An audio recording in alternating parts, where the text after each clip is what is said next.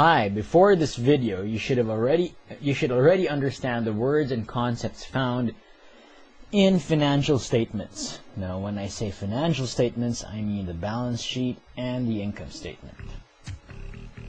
Alright, so welcome back again to MBABullshit.com. The topic for this video is profit margin, which is one of the measures of profitability among financial ratios. Alright, so let's analyze this ratio now. Remember, you can always go back to MBABullshit.com. Alright, so this video discusses and analyzes the profit margin, which is one of my free videos on liquidity, profitability, and market value, which include these ratios over here. And after these, you can check out my next videos on MBABullshit.com, such as my video on financial leverage ratios, which includes this, and my other videos on turnover ratios, which includes this. Alright, so let's get down to it. So let's start with a story. Let's say that ABC Company has $1,000 in net income and $2,000 in sales. What is its profit margin? It's very simple. Okay, now, when it comes to financial ratios, the actual ratio is very simple. What's more important is what the ratio tells you. Okay, so the computation is simply 1,000 divided by 2,000. Where did we get this 1,000? It's the net income. Where did we get the 2,000? It is the sales.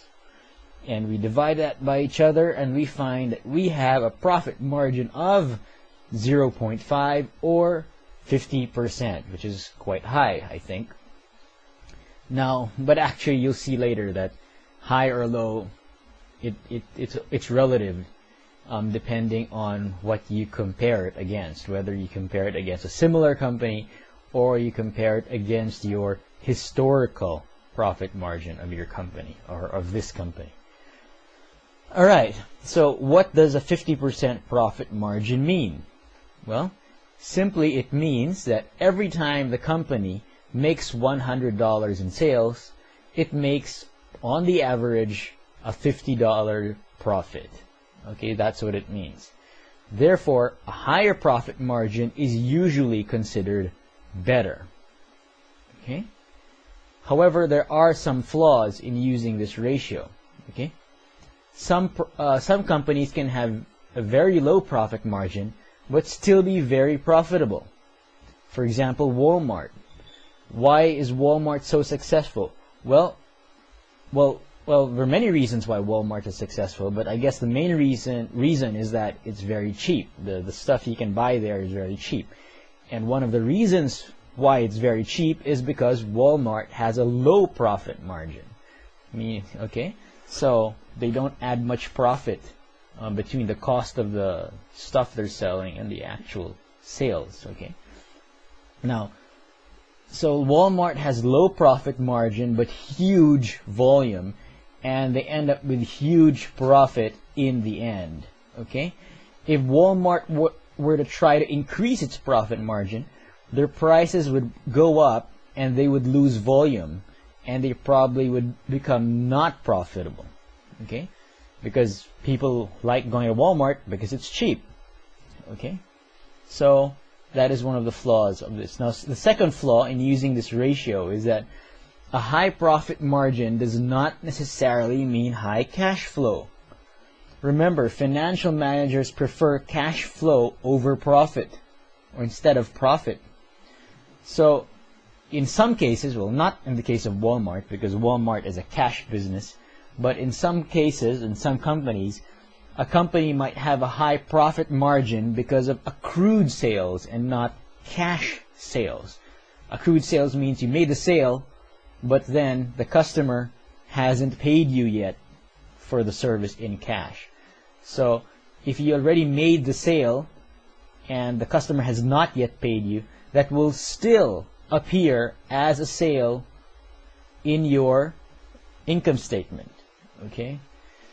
And Therefore you might not be able to benefit yet from this profit, because the cash part of the profit, or you might get paid in cash very far into the future. Okay. Now, there are also some traditional ways of analyzing financial ratios, and the first is to compare your most recent profit margin based on last year's profits. Compare it with your historical profit margin. If your profit margin is higher now than last year's, then it might indicate better cost and expense management than before, and may also indicate, like I use the word indicate because it's not 100% sure. Okay, it's just an indicator, and or a more profitable company. If your profit margin is lower than last year's, then this might indicate lousier cost and expense management than earlier years, and or a less profitable company.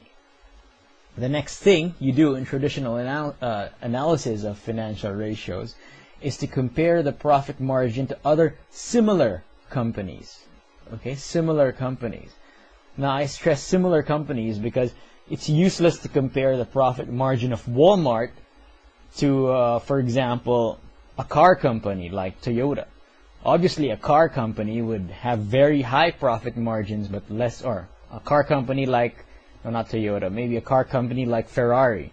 Obviously, a car company like Ferrari would have a very high profit margin, but they have low volume. Okay, Walmart would have very low profit margins, but high volume. So if you want to look at the profit margin of Walmart, it's best to compare it to the profit margin of Target, for example. Okay? So, if your profit margin is higher than theirs, then this might indicate better cost and expense management than them, and it might indicate a more profitable company. If your profit margin is lower than theirs, then this might indicate lousier cost and expense management than them, and or a less profitable company. Alright, so there you have it. Remember to share it if you like it, and follow me on Twitter. Just look for MBA Bullshit, and go join my fan page on Facebook to get the latest updates on my latest videos. I usually post them first on Facebook. So go to facebook.com/MBA Bullshit, and please forward my YouTube links on your email or on your other social media. So have a great day, and goodbye.